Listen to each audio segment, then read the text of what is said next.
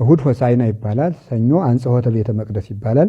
ቤተ መቅደስን በጅራፍ ላነጻበት ቀን መታሰቢያ ነው። ማክሰኞ የትምህርት ቀን ይባላል። ጌታ ሰፊ ትምህርት ያስተማረበት ቀን ነው። ረቡዕ ምክረ አይሁድ ነው። አይሁድ የተማከሩበት ነው። ሐሙስ ጸሎተ ሐሙስ ነው። ጌታ አብዝቶ የጸሎተ ሐሙስ ዕለት የጸለየበት ጊዜ ነው። እየሰገደ አባቴ ይህች ጽዋ ከኔ ትለፍ እያለ የሞት ጽዋ ከኛ እንዲያልፍ እሱ የሞት ጽዋ ከኔ ትለፍ እያለ የማይፈራው ፈርቶ ቅዱስ ሳዊሮስ እንደተናገረ ሶበሰ ይፈራ እግዚእነ ሚታተተ ፍርሃት ምኔነ፣ እሱ ባይፈራ ኑሮ ፍርሃት ከኛ ባራቀልን ነበር። ያ ፍርሃታችን በፍርሃት ካሰልን፣ መሸሻችን በመሸሽ ካሰልን፣ ለቅሷችንን በለቅሶ ካሰልን፣ እየወደቀ እየተነሳ ውድቀታችንን አስወገደ።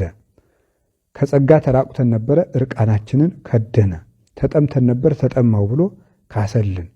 ነፍሳችን በሞት ተቸንክራ ትኖር ነበር፣ ተቸነከረ፣ ተሰቀለልን። ሞትን በመስቀሉ ሰቀለው፣ ዲያብሎስን አጠፋው። ቆላሲስ ምዕራፍ 2 ቁጥር 14 ላይ ወበመስቀሉ ቀተሎ ለጽል፣ በመስቀሉ ጥልን አጠፋ አፈረሰ እንዳለ የጥል ባለቤት የሆነው ዲያብሎስን ጠርቆ ከመንገዱ አስወግዶታል። ከዚህ በኋላ ለልጆቹ በር ከፍቶ መስቀልን ምርኩዝ አድርጎ ሰጥቶን በመስቀሉ ምርኩዝነት ገሃነመ እሳትን እንድንሻገር የሕይወት በር ከፍቶልናል። የንስሐ በር ከፍቶልናል። በፈያታዊ ዘይማን በኩል ይቅርታውን ሰጥቶናል። ቤተክርስቲያንን መስርቶልናል። በጦር ተወግቶ ቤተክርስቲያንን ሙሽራውን መስርቷታል።